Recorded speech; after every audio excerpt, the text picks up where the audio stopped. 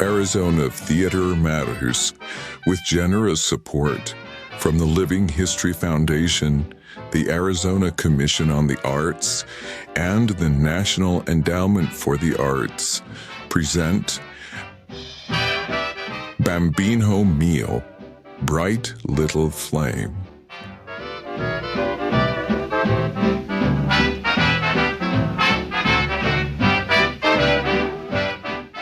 Sign Language Supervisor, Ololade Adekani.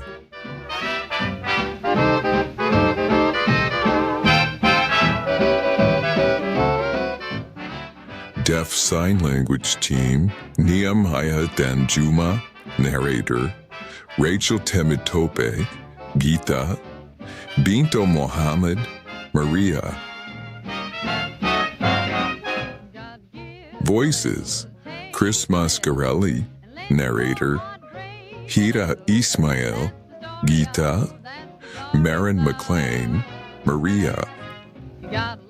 Videographer, Ololade Adekani. That's the story of, that's the glory of love. Audio recording assistant, Sydney Wolf. And when the world is through with us, we've got each other's arms. God win the little blue. Recording engineer, sound editor, and post-production supervisor, Kevin Ty.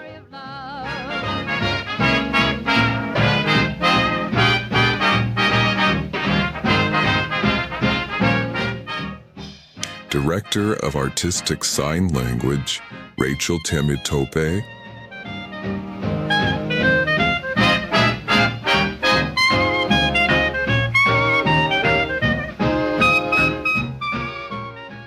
Director of Voices, Brenda Jean Foley.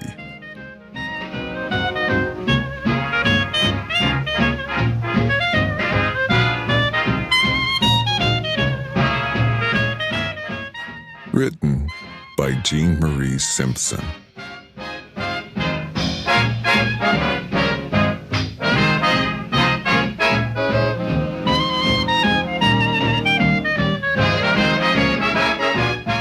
Our story begins in the Theosophical Society compound in Adyar, Chennai, India.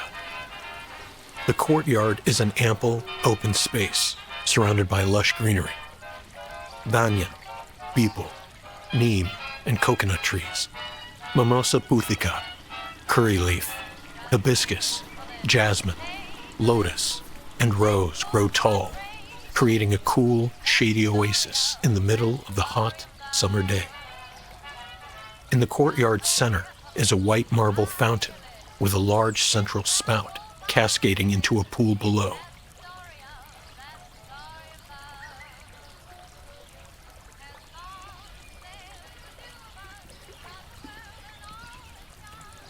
Maria sits on one side of a little cafe table near the fountain.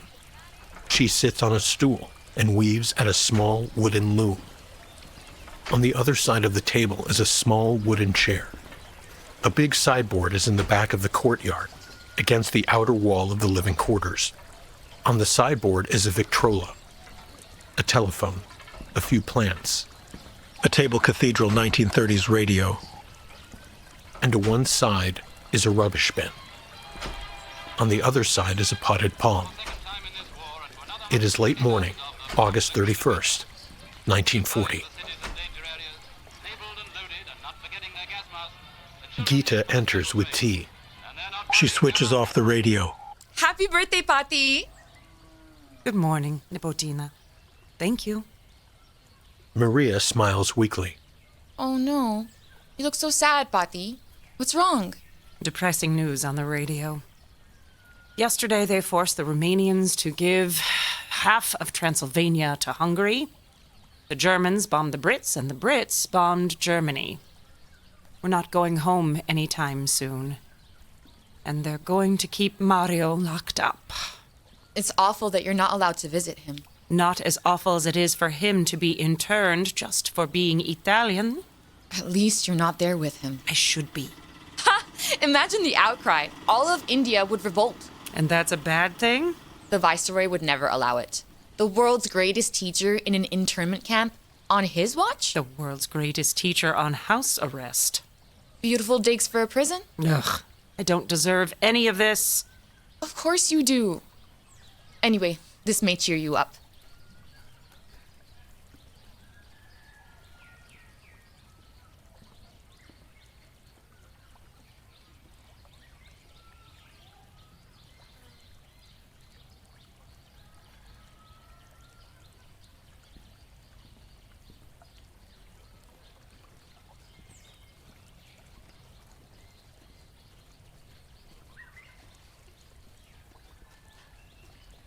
Gita sets a present and a card on the table next to Maria. The gift is from me. And the card? Open it and see. I don't have my glasses, and I can't stop now. I've just reached the olive branch, and if I let up now, I won't get it right. May I pour you some tea? Not just yet. It'll get cold. In a few minutes. How about I take some more dictation? Good distraction? Gita gets up and moves toward the building. Yes. All right. Good idea. I love your insights. So do I. Maria works intently on her weaving with a furrowed brow. Shall I put on a record? Nothing sad. This one's perfect. That's cheerful. What is it? Tea for two. Gita sits at the table with a notebook and pencil. She takes a sandwich and a cookie from the tea tray, sets them on her plate, and then drinks a little tea.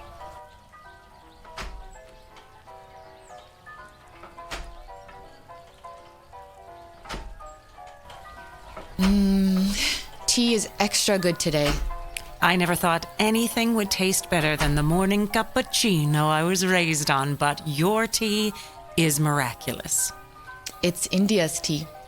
And you're my India, Nipotina. Gita smiles gratefully and looks back at her notes. The last thing you said was, I thought I needed to make a mark as a great something. A doctor, a scientist, a teacher of idiot children, a teacher of all children. The one who cracks the peace code, the one who gets through the thick skulls of everyone, everywhere. That peace isn't only the absence of war. And here we are, in another one. Your generation needs to demand peace. You, my little green shoot, must blossom and save the world from itself. Yes, ma'am. How will we ever get through to the men with the guns? Only by reaching them at the very beginning, when they are born.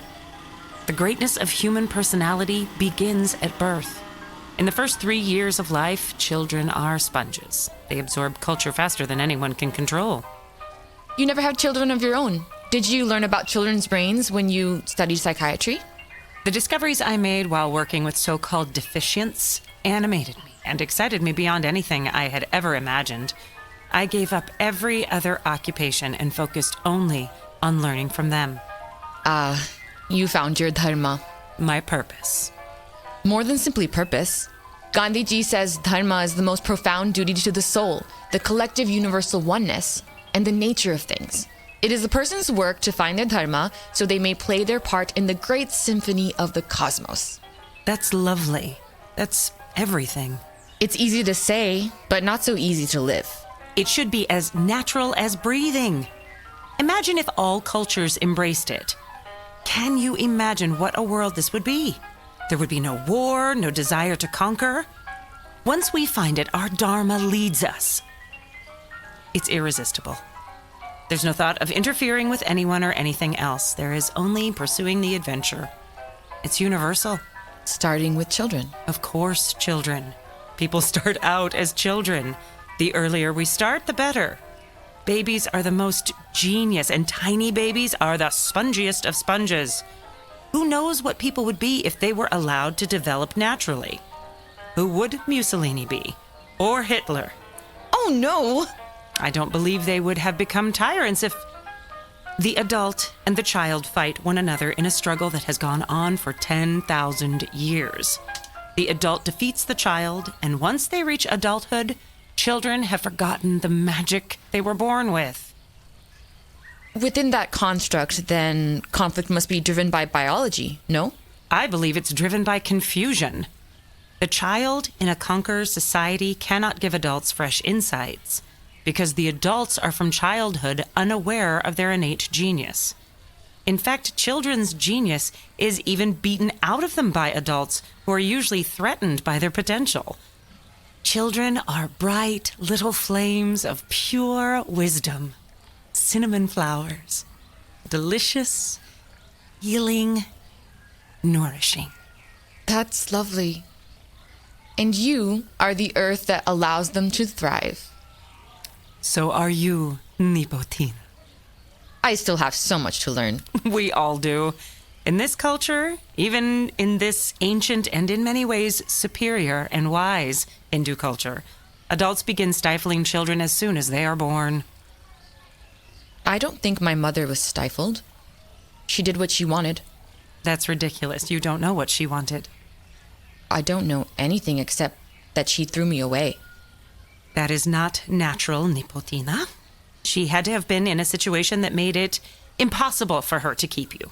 She left me in a garbage dump. You were found where many people were sure to see you immediately. And it's not as if she just flung you in with all the rest of the rubbish.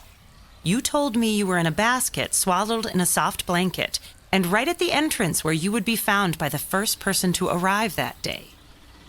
All I know is that she threw me away.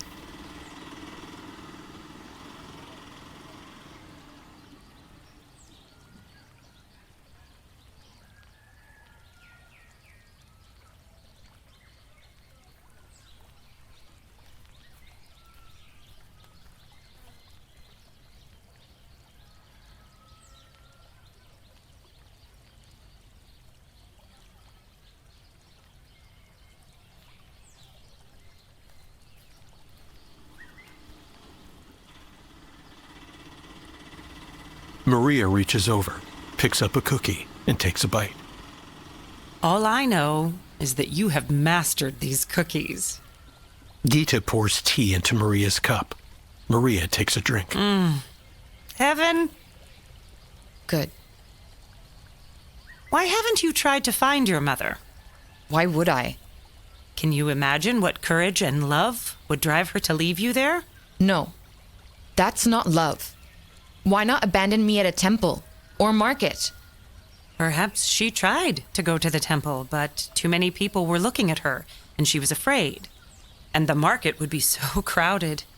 Can you imagine the life she would lead if she were discovered? I don't need to tell you the story of the Hindu goddess Kunti. Even she put her fatherless son in a basket and floated him down the river out of fear of societal judgment. That's a myth. Myths are human thought forms that emerge from universal experience. To be rejected by one's community is no small thing. It's tantamount to total annihilation. My mother's fear was bigger than her love. She was a coward. As millions of mothers have been. Gita takes a deep breath and then returns to her notes. All right. You said that men stifle children from birth. Babies are born geniuses. We make them feeble, like us. You're not feeble. I am. Compared to what I could have been? Who knows what I might have done if nature had been allowed to follow her natural course? If you were any more accomplished, You're looking through the lens of the conquered. I'm looking at... Try imagining the child as if she is a tree. She is in the womb of the earth, germinating in darkness. She bursts out of the ground like a tiny shoot, a green sprout of pure potential. She knows exactly what to do, and she will do it. She will develop and grow into a magnificent work of divine art, unless she's interfered with. You see? Yes, but human beings can't survive on their own.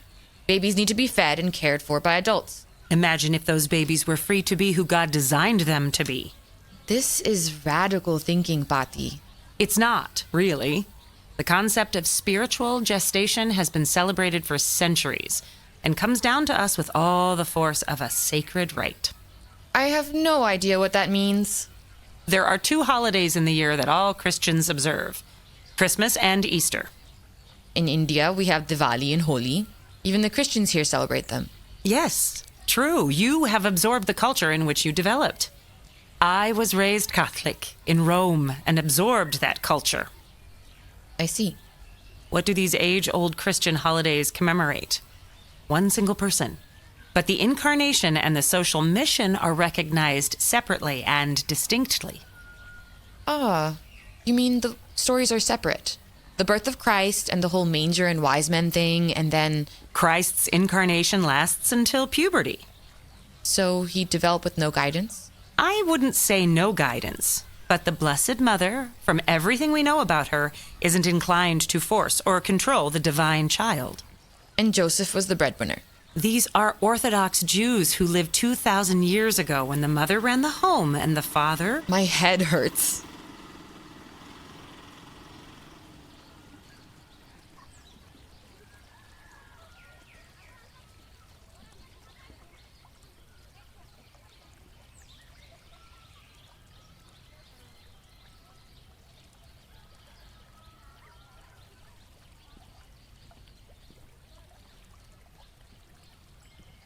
Gita pours tea, eats a finger sandwich in one bite, and swallows it with tea. When I first realized the terrible impact of our modern culture on children, it hit me like a bolt of lightning. Mm-hmm. As a young physician, I visited an institution where phrenesthetic children were kept. How do you spell that? Phrenasthenic. Phrenesthenic. They were considered idiots. You wouldn't believe the conditions they lived in. Worse than in zoos. Filthy, with no stimulus at all. Nothing. No furniture or toys or books or anything at all. They were playing with scraps of moldy bread. Moldy bread?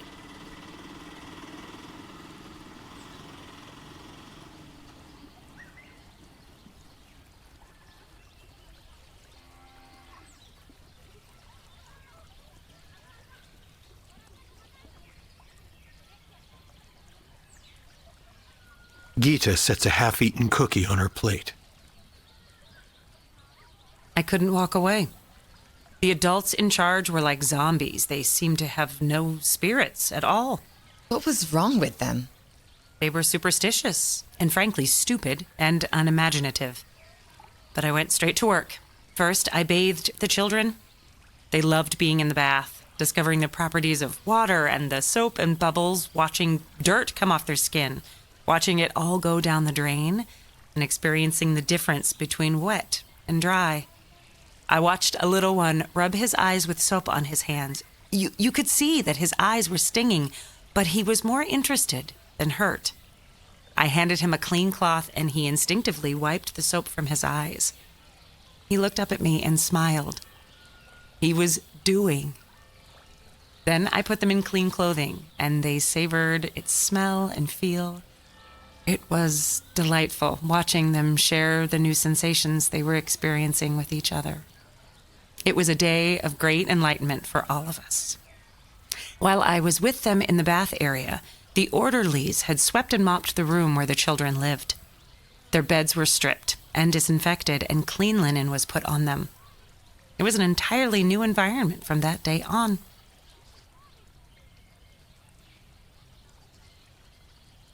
Why did it take you going in there to make that happen? Because the adults charged with their care were afraid of them. This is what the culture does to people. I can't imagine myself behaving that way. Oh, you'd be surprised. Dear God. I gave up my medical practice and devoted all my time to those children. They taught me more than everything else I had ever studied put together. Then at the university library in Rome, I found Jean-Marc Gaspard Ita, which led me to his student, Edouard Segal.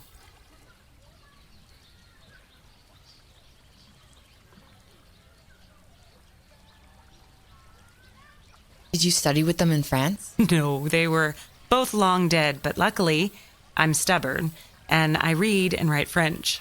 Their books were covered in dust and hadn't been checked out in decades. I translated them into Italian. They were all but forgotten, but their words passed the torch to me. They condemned the practice of locking away children and everyone with intellectual disabilities.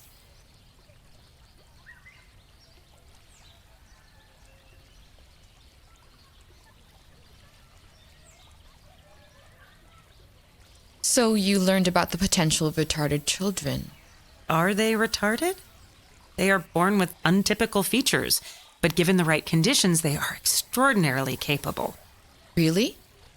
For example, they are great artists worldwide. Painters, sculptors, musicians, dancers, and many great chefs. They've even opened their own restaurants and businesses. The things they all have in common are supporters, especially families, who believe in their abilities and promote their interest in doing real tasks. Making things, fixing things, organizing, experimenting. Children quickly get bored with toys and always need new and better ones because they're not actually doing anything.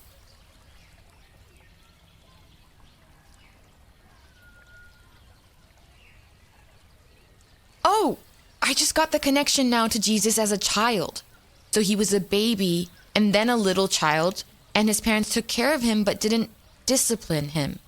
When he was, 12? 13. He preached in the temple. When his parents found him, they admonished him for worrying them. And he said what?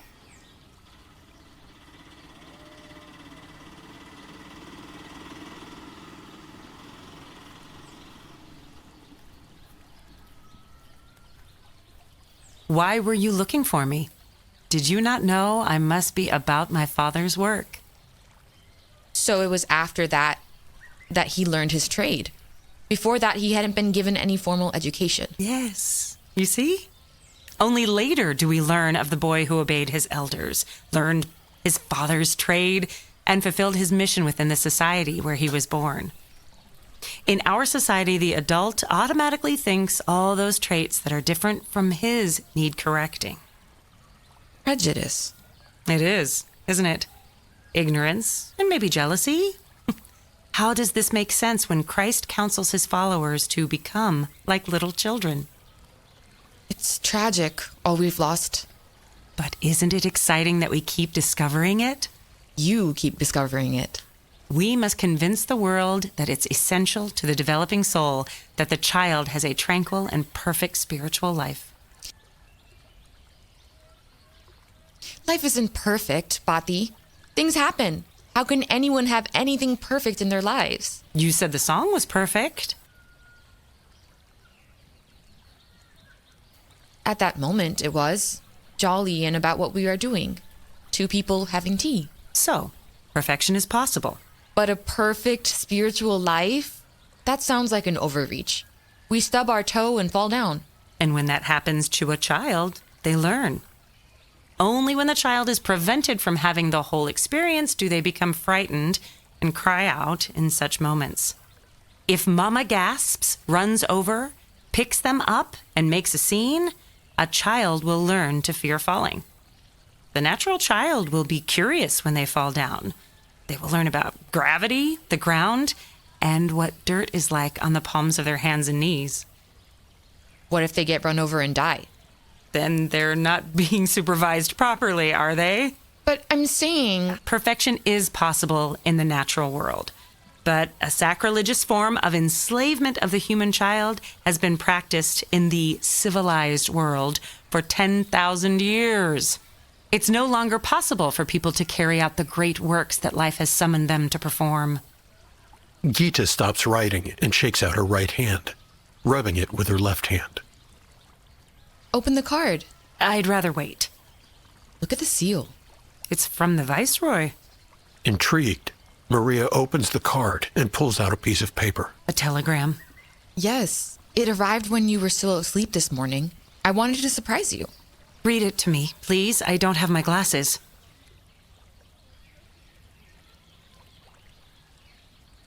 Gita takes the telegram from Maria and reads. We have long thought what to give you for your 70th birthday. We thought that the best present we could give you was to send you back your son. Gita is stunned. She stares at Maria, who is overcome with panic and emotion. Maria clutches her throat and sinks back onto the stool, pulls a handkerchief and rosary out of her pocket, makes a sign of the cross, and quietly says the Ave Maria. Gita quickly stands up and throws her notebook and pencil on the ground.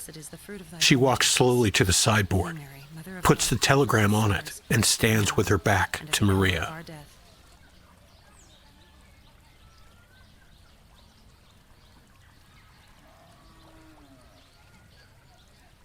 Amen. 41 years. Mario hidden in the shadows. He's had a good life, Nipotina. He hasn't had to live with the shame of being an illegitimate child. Meanwhile, the children and the minds I've touched are my legacy, not some vulgar gossip about my choices. Gita whirls around. Choices? Trading Mario for your reputation. More than just me, Gita. These children, this world I'm trying to build, would you have it thrown away for one son?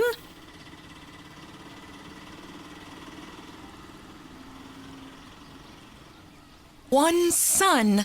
I'm no saint, Gita. I defied every convention to save the children, the whole damn species, and I would do it again 1,000 times over. Your son is rotting in a cage. Saving children. You abandon him while playing queen on your pedestal, too scared to even peek over the edge. You think you know the poison I swallowed to keep him safe? To shield him from the vultures who'd pick his bones clean? Label him? Dismiss him? My achievements are his legacy too. Every child set free, every mind opened, that's his sacrifice. I made the only choice I could. You know nothing of the price I paid to keep him alive in this world.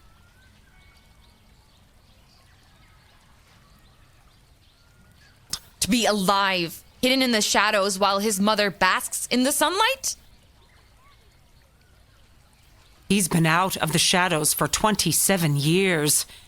And anyway, he was never in the shadows. He lived in a beautiful place with loving people. He had a marvelous childhood. I can't stand the sight of you now.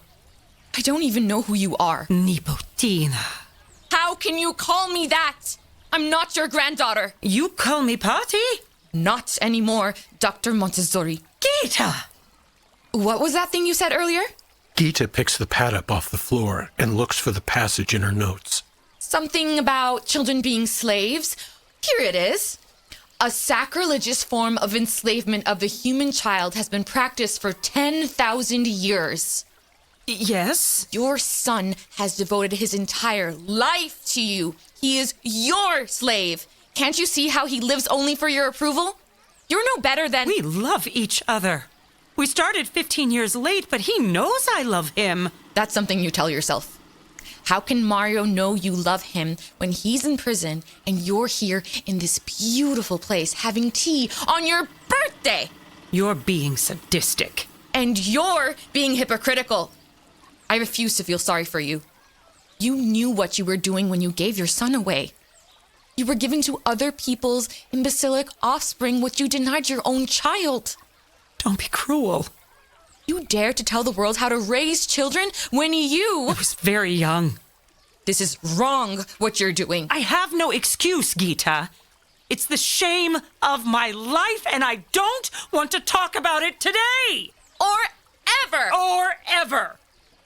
You hide it from the world and let your son rot in an internment camp, rather than admitting to the world that he is your son. Apparently, I haven't hidden it very well. How could you stay here for 2 months while he was... Because all anyone would remember is that I had a child and I wasn't married to his father. Well, now what? The world knows. Gita retrieves her pencil, sits back down, and firmly sets her pad and pencil on the table. Now you associate me with your mother's crimes. Of course I do. Nothing about this interests me. I don't give a damn.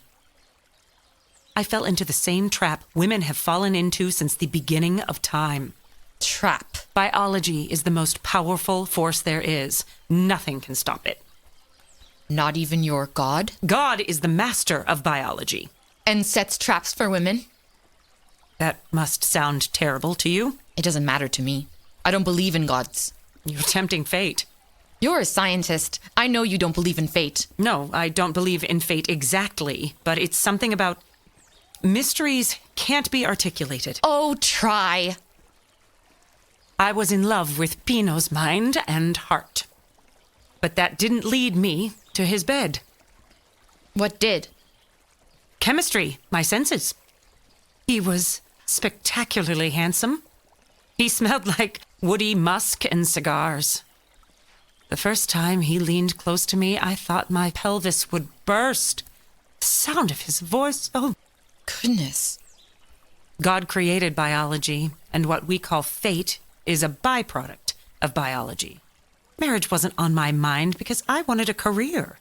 I can't believe I'm telling you this. I've never talked about it. Why are you telling me? You bullied me into it. I have no power. You have the power to break my heart. I work for you. That is a stroke of luck. The Theosophists pay you to be my assistant while I stay here. But I felt we were friends right away when we met in Italy 4 years ago. More than friends. Familia. That's why I call you Nipotina. And you can betray me, but I don't believe you ever would, even though you resent me.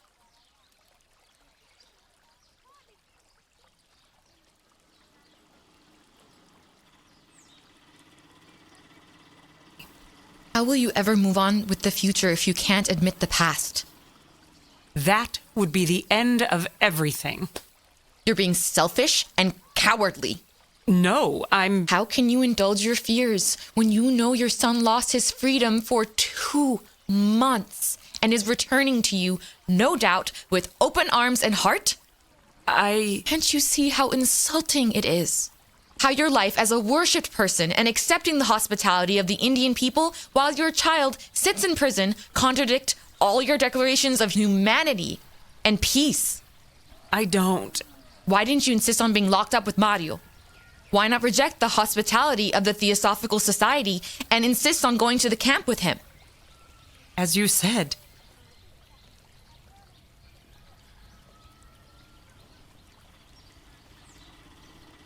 Because you are the great Maria Montessori. I've spent the last decade studying your methods, winning praise for appreciating and applying your techniques, traveling to Italy with Gandhiji to meet you and constantly massaging your gigantic ego. I was abandoned in the rubbish by my mother, found and raised by untouchables. Still, I was pretty enough that when Gandhiji was looking for students for his experimental school, I was one of the lucky chosen few. Because he had stars in his eyes and thought you were a great savior. The school was an extreme version of yours. He built the whole thing from the ground up. The building, all the furnishings and materials, our own workbooks. And it was hypnotic. Doing all the work and seeing what we'd built become something tangible and functional. People came from far away to gawk at us. We pretended not to notice them as they took their photographs, and we feigned innocence when they asked us the same questions we'd been asked 100 times by others who looked and talked just like them. When I won the highest prize for understanding and sharing your methods, Gandhiji took me to Italy. I thought I had reached the highest pinnacle. Meeting you was the greatest joy of my life, and I thought you understood me. You met me as an individual, a whole person. I wasn't simply a floodlight shining on you, but I was myself. As you said, I was a natural creature, as valid as a jasmine flower. When you invited me to be your guide when you came to India, I couldn't believe my good fortune. And I couldn't believe mine. To have you. To have me, nothing. You don't have me. I don't belong to you. What are you accusing me of? I don't belong to you. I belong to only myself. Of course. And Mario doesn't belong to you, does he? He belongs to himself, and you belong to him. Now you're talking nonsense. No, I'm not. This is how it works. Children don't belong to anyone, but the world belongs to them. Their parents belong to them. What are you trying to say? You know what I'm saying. You have told the world repeatedly that adults are the apprentices and children are the teachers. That's correct. So how can you let your son be treated as if he were less than you? I'm an old woman. I move slowly. I need... Do you think it's only young, healthy people in the camp where Mario has been staying? No, I know. You know, but you don't care. You accept special treatment because you believe you are special.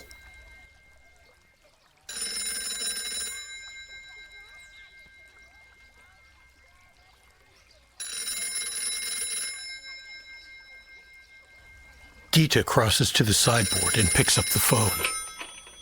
Hello? Yes, this is the... What time? I see. Yes, thank you. Gita hangs up the phone. He'll be here for dinner at 5 o'clock. Holy Mother of God. Maria opens a locket on a long chain around her neck. Was there ever a more beautiful child? Gita looks deeply at the photo in the locket. It's like one of those paintings in a cathedral. Yes. He grew into those big brown eyes, don't you think? Yes. And he has a wife and 4 children 7,000 miles away. My family is in fragments. We knew the war was coming. I shouldn't have let Mario come with me. But he's my assistant, my buffer. I rely on him to smooth the way.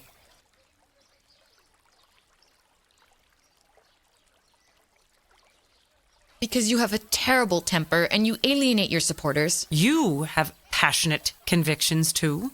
Yes, but I don't lash out and estrange people like you do.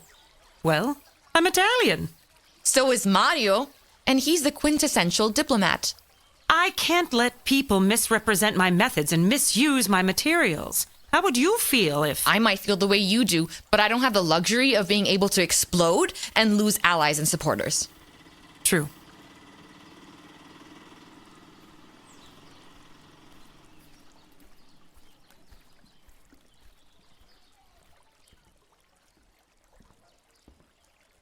Up until now, I thought we trusted each other. I only trust you and Mario. If you trusted me, you would have told me. I never told anyone.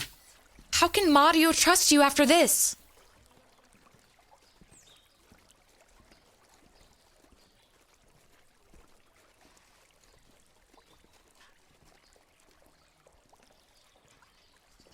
I don't know. This could be the end of everything. Knowing him, he's already forgiven you. Being your sidekick is his whole identity. It's extraordinary the way he navigates the world for you. He opens doors with a wave of his hand. If only I'd had him with me when I went to America. Even though he was only 15 and we had just reunited as mother and son, he could have prevented me from shooting off my foot. He does cool your temper. First, I proposed a dynamic shift in how we view children, and then I pronounced that I was the only one smart or capable enough to teach the change properly. Ugh!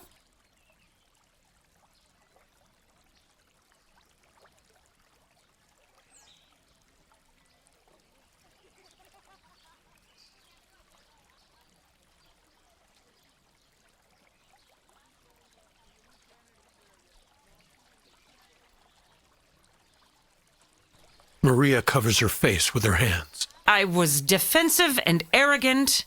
I would have alienated you too if Mario hadn't been by my side when you and I were introduced. No, I needed you. You legitimized me as a specialist in your techniques. If I didn't have your endorsement, I'd be lost. You could venture out on your own, knowing what you know now.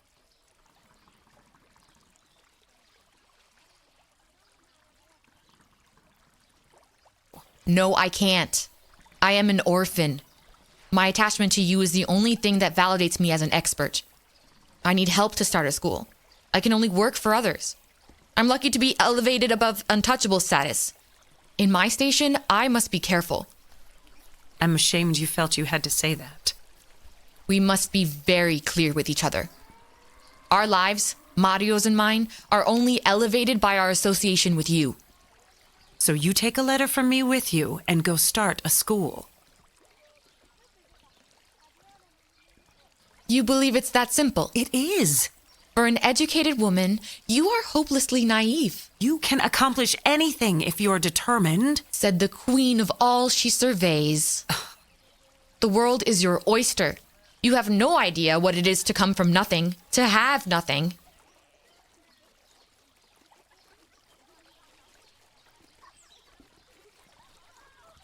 Tell me about Mario from the beginning.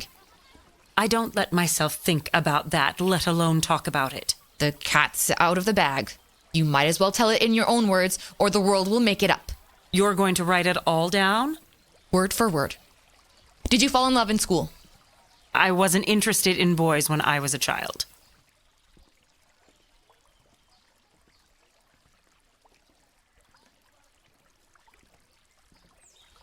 In my school, the girls were interested in boys or their studies. I was an only child. Unlike most children with dozens of siblings, I was the little darling of both my parents, who hung on my every word. I didn't have to fight for attention at school like the others. I won awards for good behavior and for handiwork, sewing and knitting, weaving.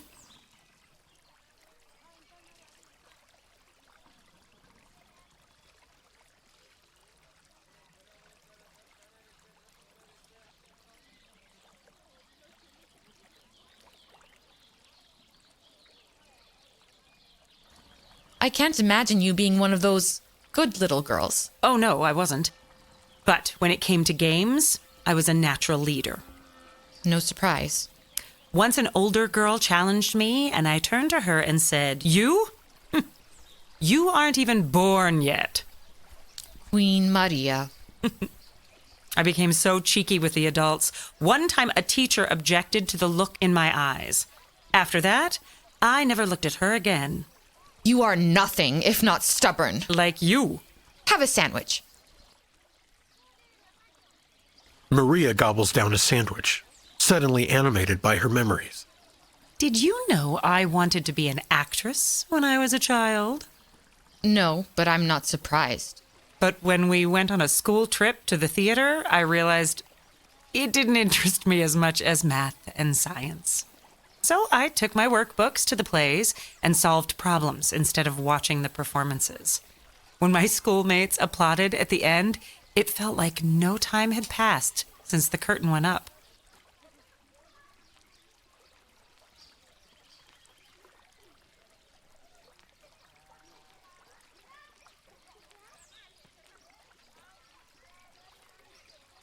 Sitting and watching wasn't fun for you?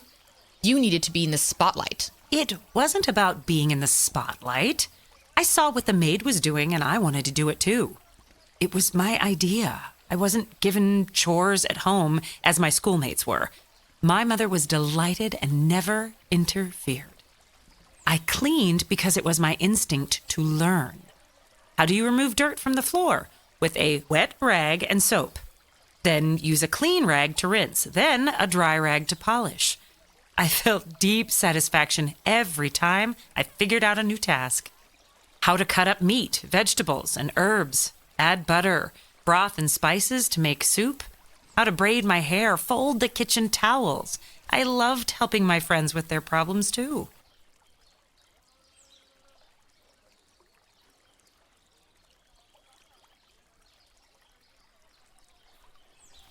How did the adults feel about that? The teachers? That depended on a lot of things. Sometimes it irritated them, but I got away with a lot. I always wanted to be doing something. Maria weaves intensely. Even in my dreams, I was building things, arranging, organizing. My nightmares were about not being able to find the tools I needed to do my work. Children's need for order is one of the most powerful incentives in their lives. Our personalities can only organize themselves with work. Yes, doctor. I appreciate your teaching. But I want to hear about Mario and his father. Well, I want to clear away these tea things. Maria puts the tea things on a tray on the sideboard. Put another another record on, why don't you? Something soothing. Maria goes into the house. Yes, Dr. Montessori. Ti amo. You love me. Gita looks through the 78s for a specific record, finds it, puts it on the Victrola, and returns the other to its sleeve. Maria enters from the house and takes in the scene, the lush greenery, the fountain, and Gita, who reads her notes thoughtfully. Maria sits and resumes weaving. Gita looks up at Maria.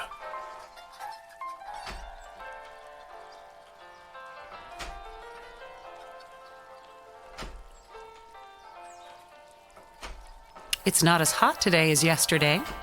Oh, now we're making small talk. Let's get it all out now. You resent me. I do think I'm special. I always have. God blessed me with loving parents and a happy childhood. He allowed me to experience life in ways most children can only imagine.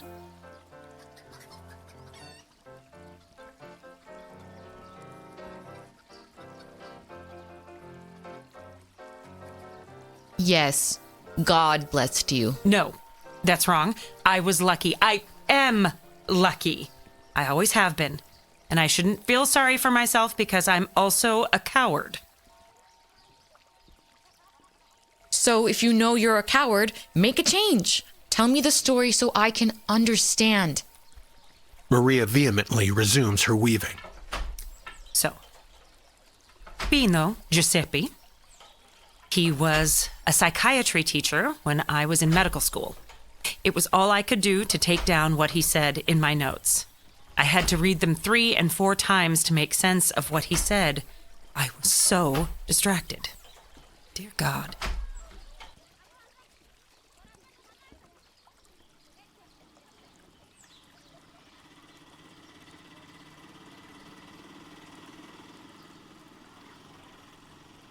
What's his full name? Giuseppe Ferruccio Montesano. He's a little older than I, but graduated several years before me. He started in hygiene studies, but moved to psychiatry and lectured for one of my classes. I don't know if I would have pursued psychiatry if I hadn't been so smitten with him.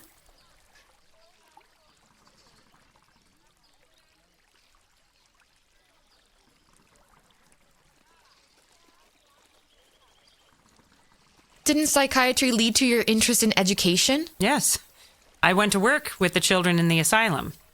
I recognized that they were geniuses. Pino was flabbergasted when I showed him that the deficients had higher test scores than typical children. When children work freely, their brains are organized. Problem solving becomes second nature, even for children with cognitive delays.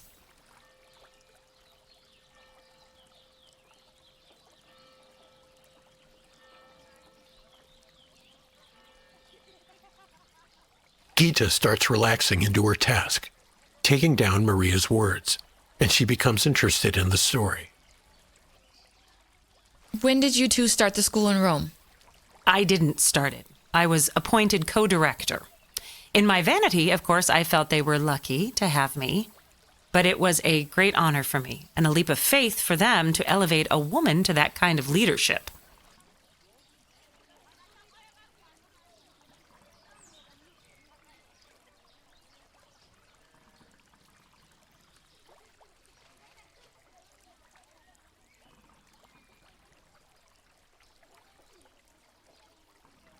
They recognized that you were extraordinary and wanted to exploit your insights.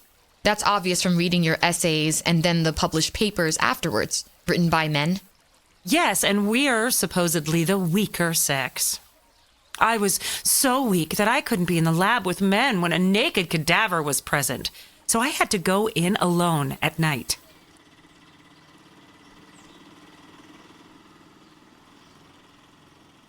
They're so big and strong they can't stand to be in a room with you and a naked body, but they can bear to know you're alone in the night with a corpse.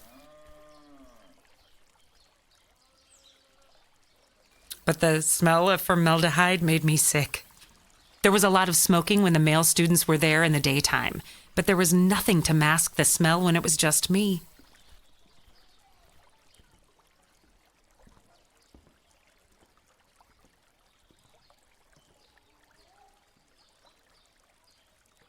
Oh, yes. Didn't you hire some man to sit there and smoke while you worked?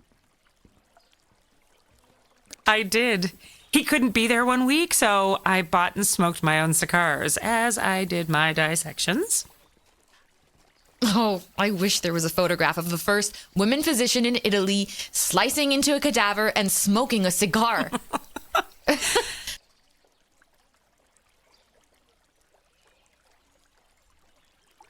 Thank God there isn't. And I wasn't the first woman physician in Italy. I was the first to graduate from my medical school. I was the 8th woman physician in Italy. But everyone says you were the first woman doctor in Italy. It's a legend. I don't know how it got started. So, did you become romantically involved with Mario's father when you were his student? No. I'm not sure he even noticed me in class back then. How could he not notice you? Well, he certainly noticed me when I was appointed his co-director. We were going over some papers one afternoon in his office. I was sitting across from him at his desk, and he got up to pour himself more coffee. I had my head down, reading a report, when suddenly he was standing beside me with his hand on my shoulder.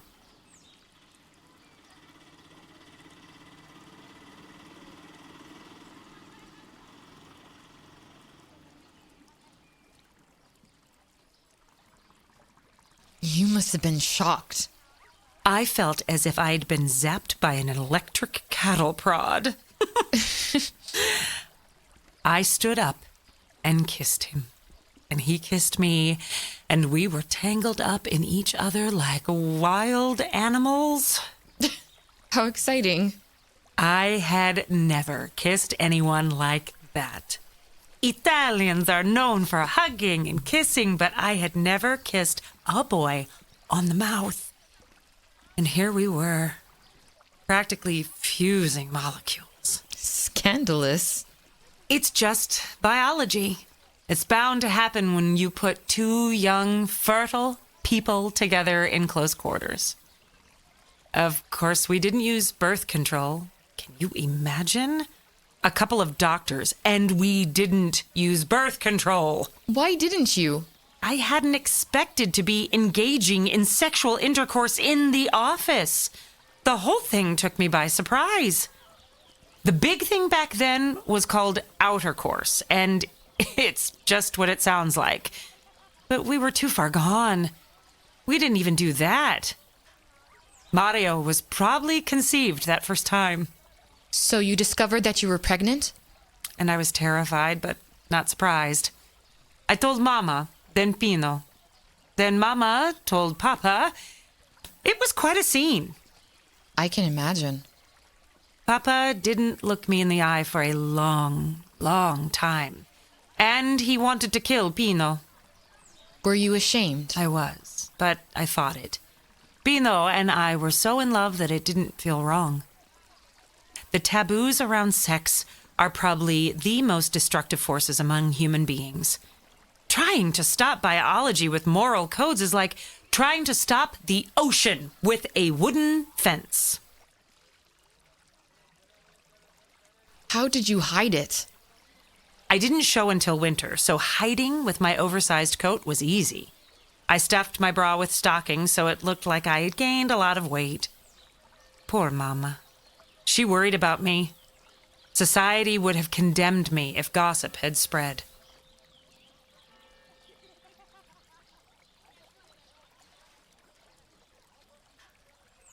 Did you consider marriage? We talked about it, but I would have lost everything. And his mother wanted him to marry someone from the aristocracy. Her ancestry went back to the House of Aragon. My family was wealthy and respectable, but not elite. She was horrified when Pino suggested we might marry, but I didn't fight it. When we were alone, we agreed that ours would be a secret, spiritual marriage. We wouldn't marry officially, but we made vows to each other. And that was all I needed at the time.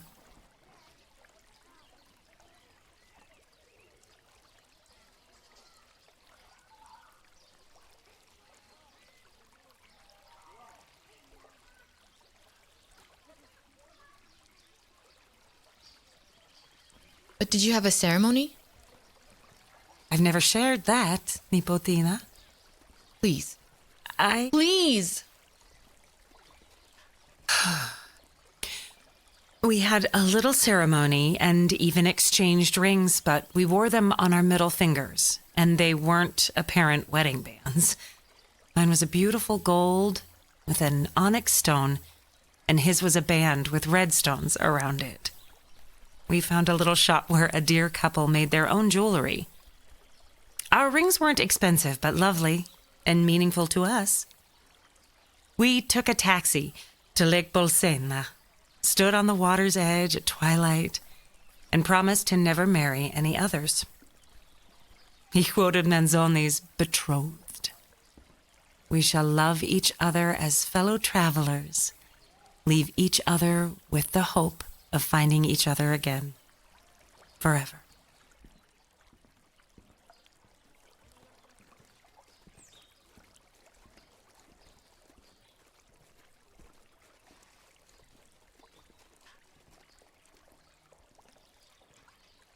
How romantic. I thought so at that moment. But then, he wasn't there when Mario was born. Where was Mario born? In my bed at my father's house. Mama was with me, and Papa kept coming in and out, weeping. Seeing me in pain was hard for him, but I tried to explain that it wasn't pain like injury or illness. It was like menstrual cramps. I understood my womb was contracting. I knew I had to be quiet so the neighbors couldn't hear me because there's no mistaking the sounds of a woman in labor. It was most difficult to stay silent when I had to push. Brutal.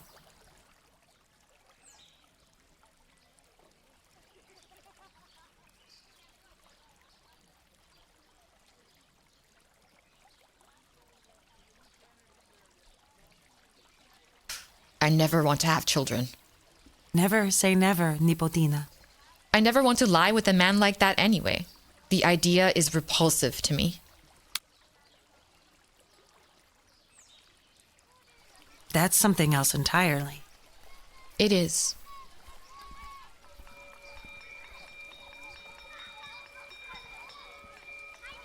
I would have done it differently, but I wouldn't train Mario for all the gold in the Vatican.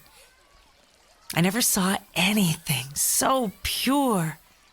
My mother washed and wrapped him in my baby blanket, and I nursed him. I felt as if I had died and gone to heaven. People say babies can't see at birth, but I know that isn't true. He drank from my breast and looked straight into my eyes with his beautiful black eyes. The only part about that day that wasn't perfect was that Pino wasn't there.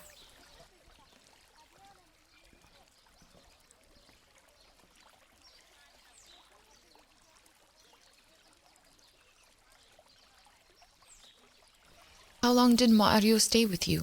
1 week. He was born on a Thursday, and the next day, our priest friend came and baptized him. Mario Montessori.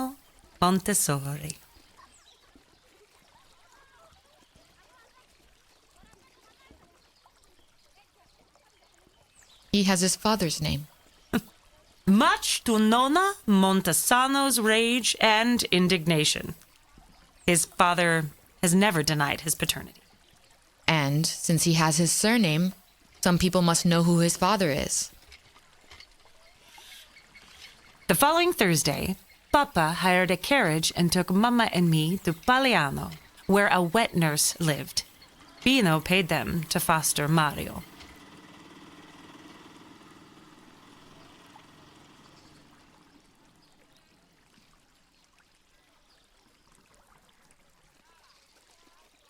They became his parents? They never pretended to be his parents, but they loved him and treated him as if he were one of their own family. On the trip out there, I nursed Mario and tried to communicate with him silently. I wanted him to feel me and know how loved he was, how deeply precious he was to me. That must have been so painful. It was. But I was one of the fortunate ones. I could nurse Mario, have him with me for a week, and touch and love him. In India, poor unwed mothers have their babies taken away before they can even see them. They're put in orphanages and adopted by people their mothers never know. Yes, unlike them, I knew I would see my baby again. The couple who raised him had many children. Her youngest was just 6 months old, so she had plenty of milk for both. She was very healthy and had an excellent diet. I made sure of it. She ate meat, drank milk, and had at least 1 glass of wine every night. They grew their own grapes there. It was a good life, and with the money Pino gave them, Mario didn't want for anything.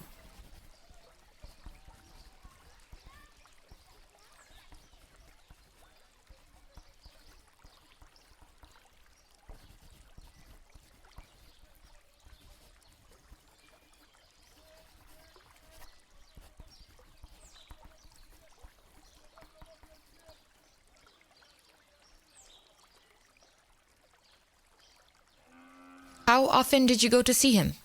At first, I wanted to go back every day. I cried all the time. But my mother bound my bosom, and it was some time before my breasts thoroughly dried. I developed mastitis. Ouch. Mama got word to Pino, and he sent a nurse who stayed with me and put wet compresses on my forehead, legs, and feet, and she fanned me. She put cold cabbage leaves on my breasts and, in between, massaged them firmly with camphora wood oil.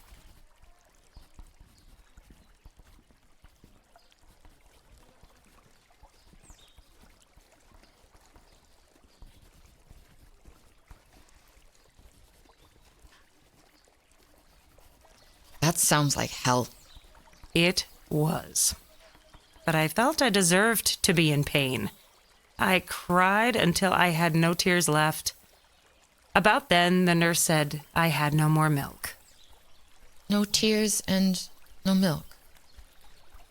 I was so thirsty.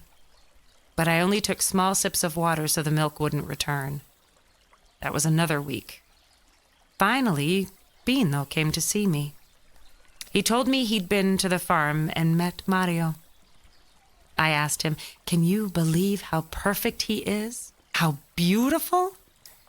Pino nodded, and his eyes filled with tears. He left quickly, and I didn't see him again until I returned to work 5 weeks later.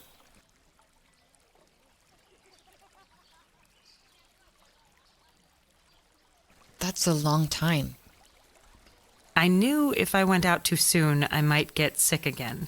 And if I heard babies crying, my milk might try to come back in. It was not a happy time, but I thought up a plan. I would go out to see Mario every 6 weeks at first.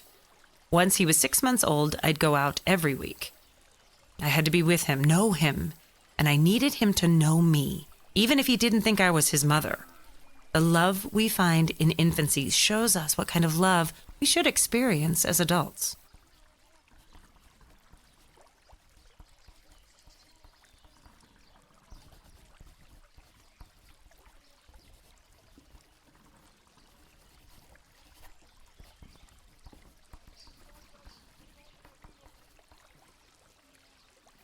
How did you survive?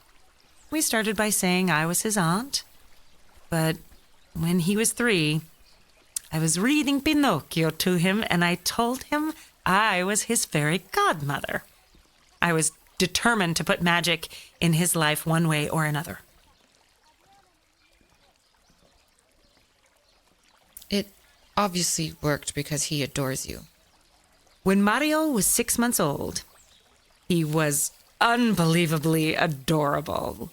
Just inordinately so.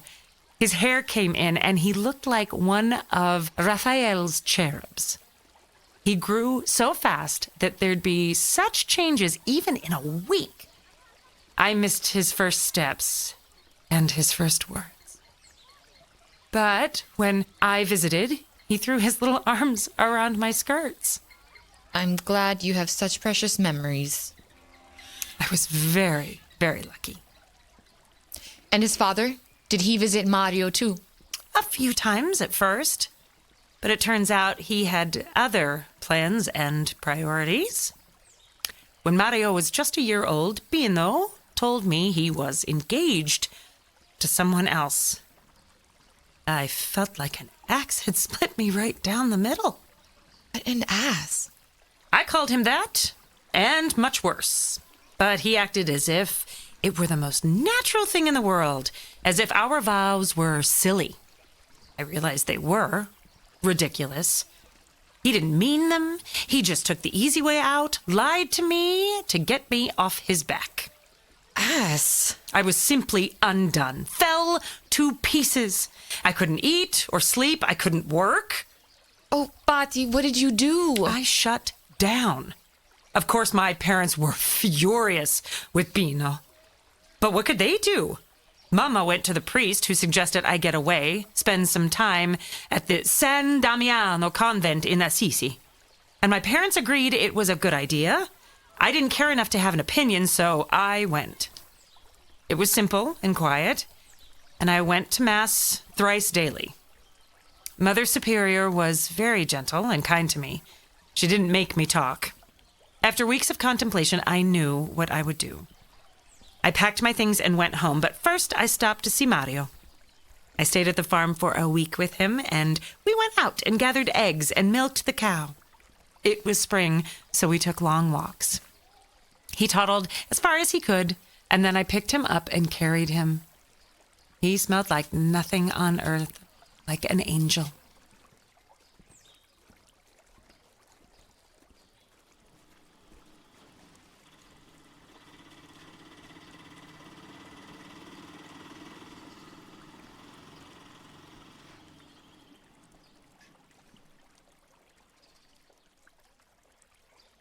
Was it different seeing him now that his father was married?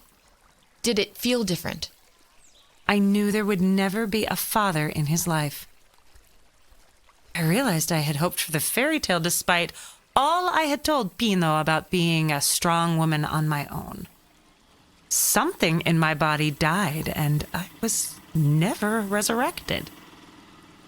I fought the notion that Bambino had made a bastard of Mario. I'm fighting it now. If I weren't such a selfish coward, I would have given him up to be adopted by a loving family. Instead, I've made him my servant.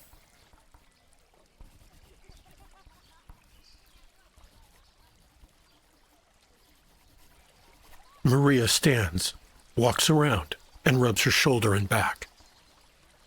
Good God, but I've made a mess of things. I don't believe he blames you. It's not in his nature.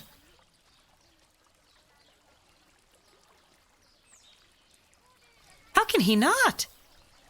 And how can he not feel like you said before, that I let him go off and be detained while I stayed here in comfort? I definitely should have insisted on going with him. They could have let him stay here too. Some people are angry as it is that you're not being interned like all the other enemy aliens. But you're a celebrity, and everyone knows you don't support the war. But to let out a 41-year-old man? Not just any man.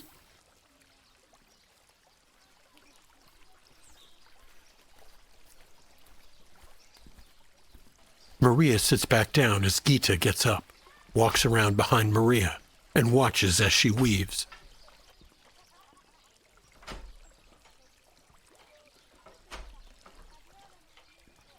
That is breathtaking. What time is it?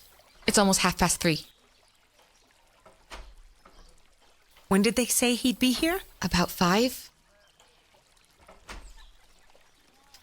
This is torture. Stay busy, Bati. Tell me what happened next. Did you go back to work after the convent?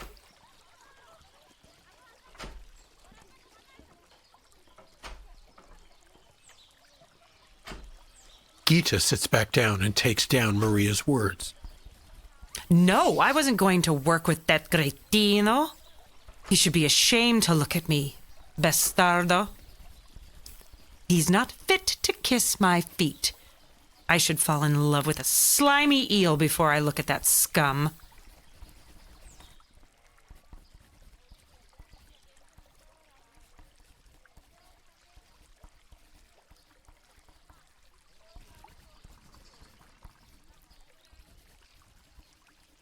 Where were we? You visited Mario on the way home from the convent. I was going back to Rome to leave my position and enroll again at the university. Suddenly, revolutionary ideas overflowed my mind faster than I could write them down. The incredible capacities of children from birth. I'm just starting to fully appreciate your extraordinary innovation. It's God's genius, not mine. Still, you're the one who had the revelation and dared to expose the truth. I would have been burned as a witch at another time. I think you're right. Mussolini shut down all your schools in Italy, and the Brits have you on house arrest here in India as an enemy alien. Everyone is afraid of you. Colonial masters have always been more interested in conquering than adventure. They were raised with competition, with winning as the goal.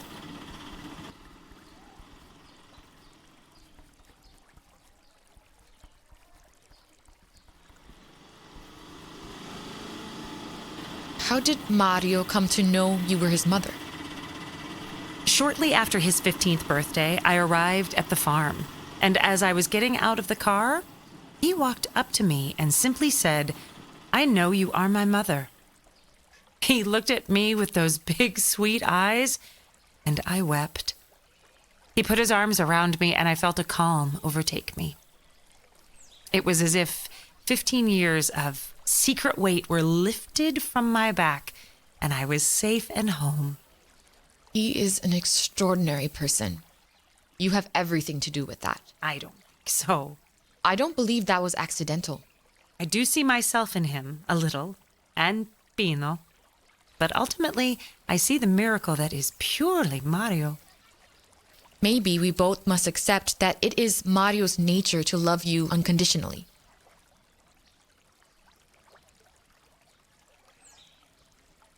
There's no such thing as unconditional love.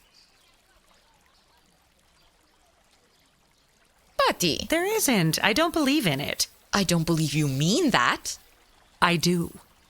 I thought I experienced unconditional love with Pino, but when he betrayed me, once I got past the initial heartbreak, I felt nothing for him but white-hot anger and hatred. That's different. He did betray you. Horribly. Disgustingly. He should have gone to jail for what he did to you. But all's fair in love and war. A dog who loves his master despite being neglected and beaten will run away if he finds kindness elsewhere. And dogs are the most loyal animals in the world.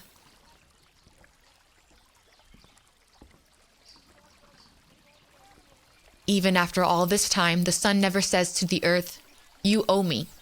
Look what happens with a love like that. It lights the whole sky. Did you just make that up? No, it's the Persian poet, Hafiz. He's a great hero to Theosophists. It's up on the wall in my room.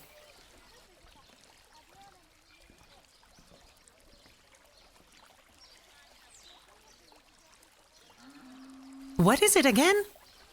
Even after all this time, the sun never says to the earth, "You owe me." Look what happens with a love like that. It lights the whole sky. It's so beautiful. Isn't it? I always think of you when I read it. So I'm surprised to hear you say you don't believe in unconditional love. The sun doesn't have a brain or a heart to break. How does the sun know what to do then? And your little tree that sprouts and knows exactly what to do? Do trees have brains?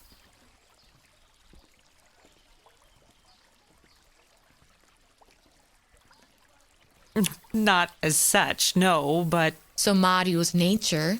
Mario has an advanced cerebral cortex. Unlike a tree or the sun, plants don't have an organ of consciousness, let alone a frontal lobe. How do my plants know to reach for the sun? When I turn them around a day later, they're reaching toward the light again. If I prune them a few times in the same way, they don't try to grow back. If I've cut the width, they'll figure out that I want them to grow up instead of out.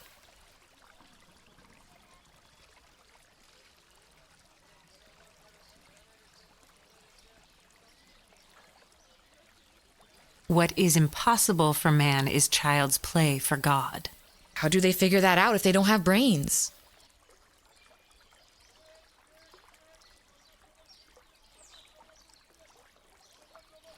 It's called phototropic movement. They do it to synthesize their food.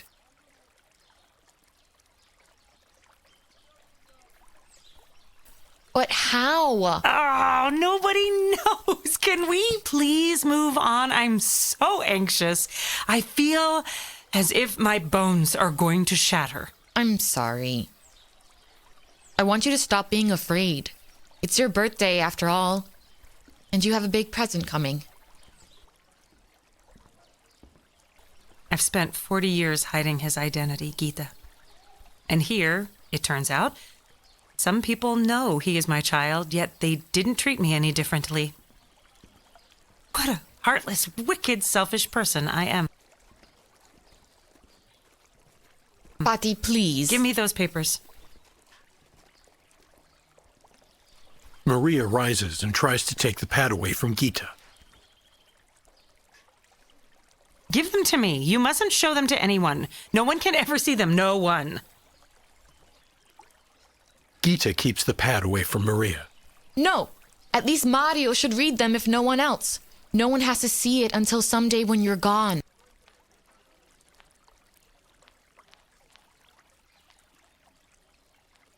I don't trust you. Too bad. Let me have them, Gita. No. If you didn't trust me, you never should have dictated all that.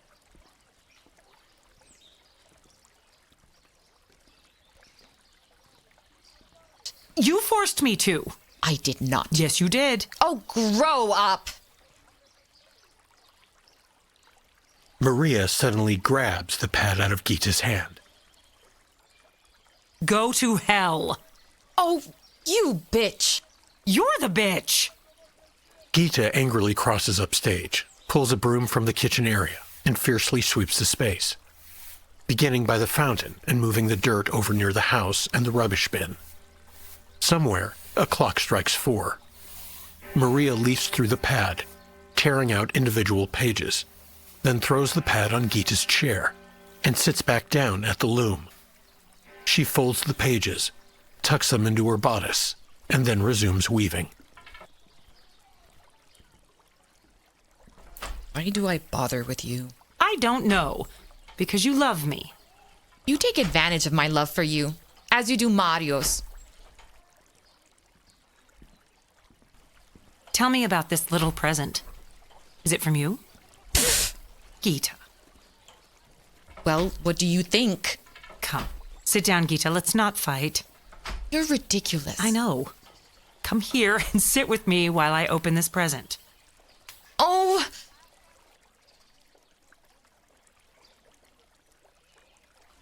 Gita puts the dirt in the rubbish bin, leans the broom against the sideboard, walks back down, and sits on the bench by the fountain across from Maria.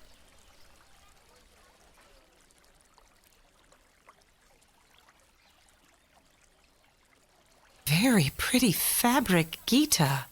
Did you paint it? No, it's a scarf I picked up in Kotaval Chavari.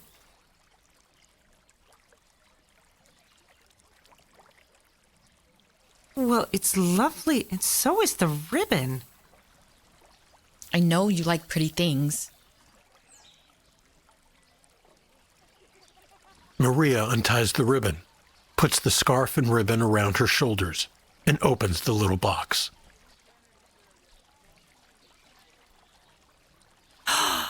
Oh, Nipotina, this is... Oh my goodness, where did you find it? In Surat, during the Salt March, I made it into the pendant a few years ago. I've been saving it for someone special.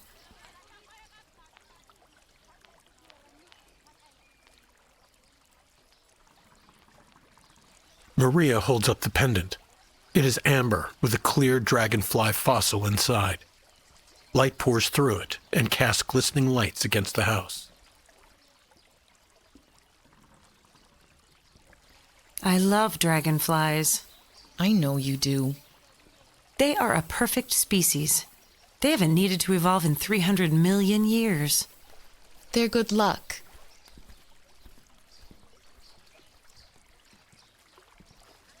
Maria puts the pendant around her neck. I'm touched, Gita. Thank you. I wanted today to be special and spent the day yelling at you. Mario would never have gone hungry, as you might have. But the idea that the world would know... You loved him enough to put him to another woman's breast.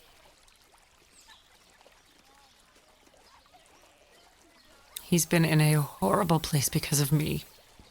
That's true. Even if I could leave here, they aren't allowed visitors. But they know who he is. They can't all know. Maybe just the Viceroy, his staff. You're still afraid. What would be my legacy? Your legacy. The most important thing. You identify with Mario. And with good reason. You don't belong to me. You belong to him. I belong to you, Nipotina. God put me in your life. It's a mystery.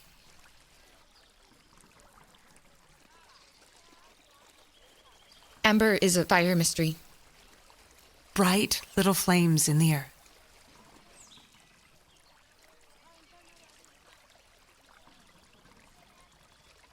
Maria returns to her weaving, finishes the piece, and removes it from the frame. She holds it up to the sunlight. It is a delicate white dove with a gently curving olive branch in her mouth. Gita immediately goes to work resetting the loom. She is deeply engaged, having done the activity many times, and works adeptly without thinking about it. Maria walks to the fountain with her weaving clutched close to her. She looks at her reflection in the water. Mario will treasure that bati, made with your own hands, especially for him.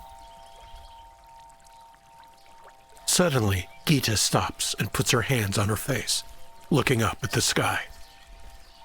Oh. Oh! Maria looks up at Gita, concerned. What is it, Gita? What's the matter with you? Bati, I've just realized something. Maria waits, a little frightened, trying to be patient. Oh, Maria Montessori.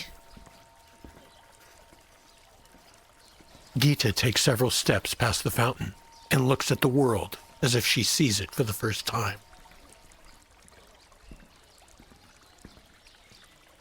Bati, something has as I was resetting the loom, I thought of something. Something just happened to me. Tell me. Give me a minute, I need to find the words. Maria crosses over to the loom, sets the weaving on her chair, picks up 3 long strips of fabric, makes a knot on one end, and thrusts the rest at Gita.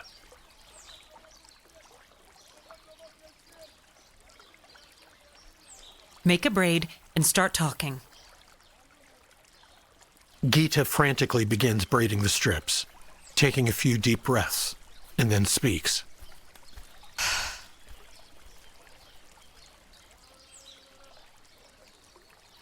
Bati, I have no idea who I am or what I might have been. I've built my whole identity around you too. Everything I am and have done is about you. I won praise for teaching Indian teachers your theories and methods. I went to Italy to meet you, and now you're here and I am your companion and an assistant.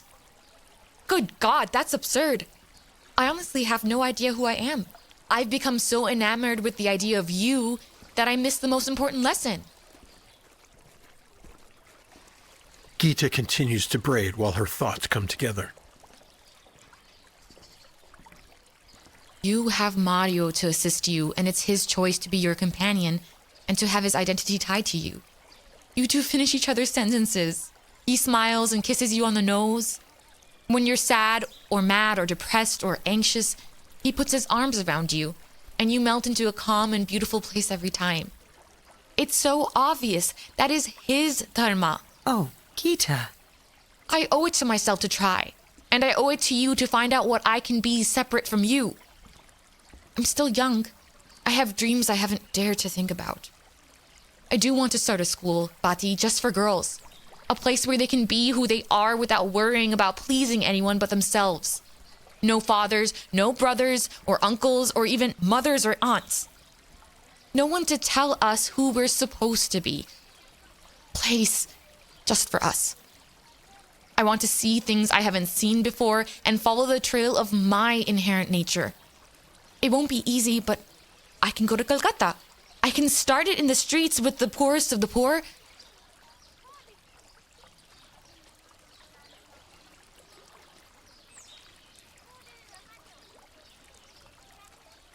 Gita stops working and looks up and out.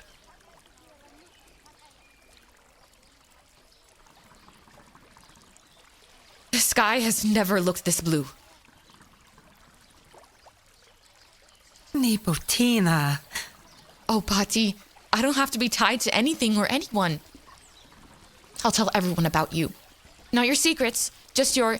Of course, I thought I'd follow you and help you, but no. Nothing is stopping me from finding out what's... Oh, Bati, thank you.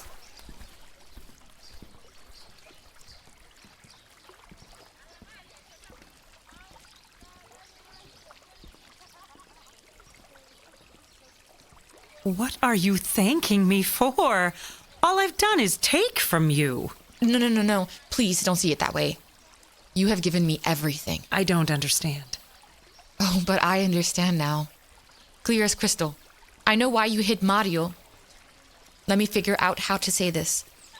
Everyone needs to hear your message.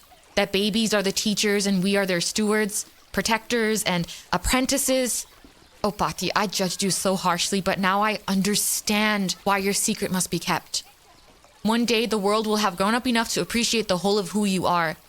Maria Montessori, you, and my mother. My poor mother, wherever she is. Both of you have given me to myself. If she hadn't left me, I may never have met you. Today is my birthday, too.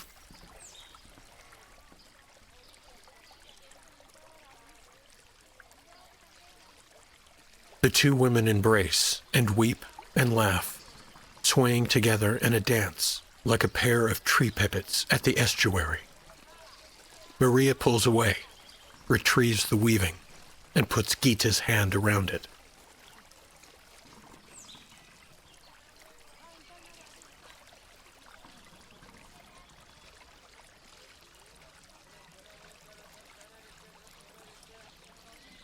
I want you to have this weaving, sweet girl, for your birthday.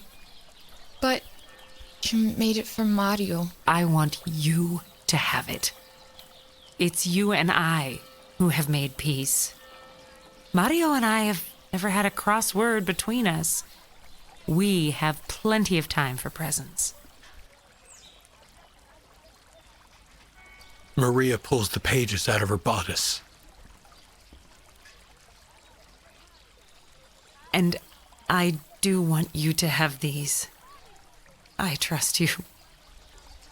Someday, the world will be ready to know the whole truth.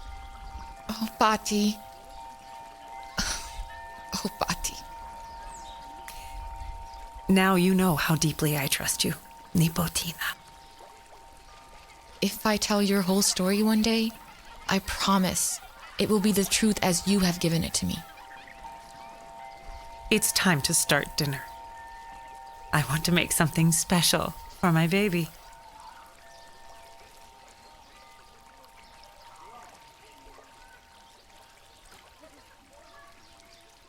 They look at each other until Maria finally hugs the pendant to her heart and goes into the house. Gita hugs the weaving and sits and watches the fountain. The light deepens as the sun goes behind a cloud. The end.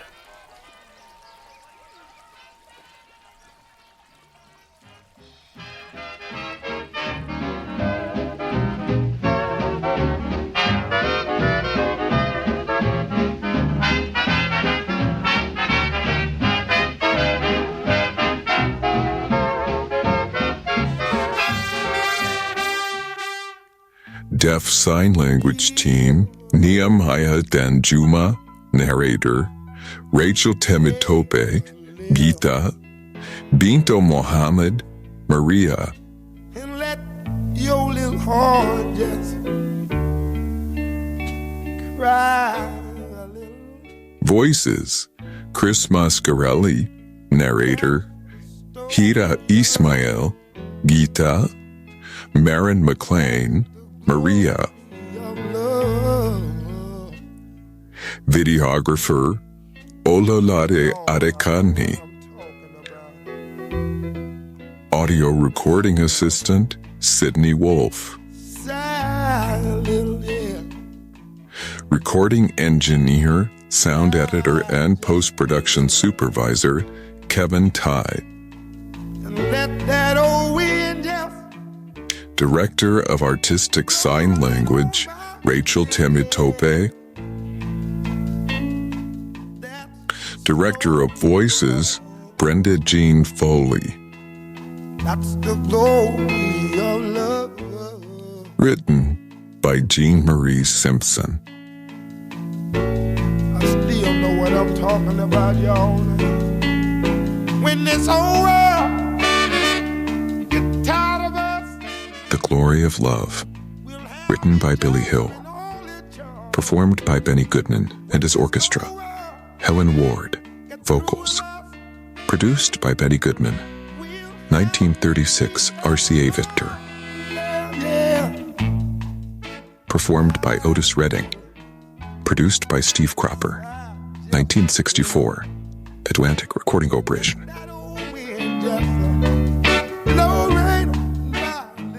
T for Two. Performed by Art Tatum. Producer, Frank Driggs. Composer, Vincent Youmans. Lyricist, Irving Caesar. 1933 RCA Victor.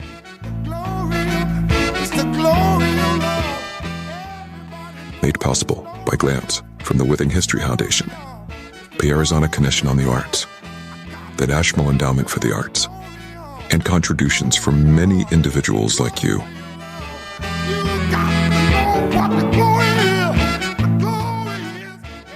ArizonaTheaterMatters.org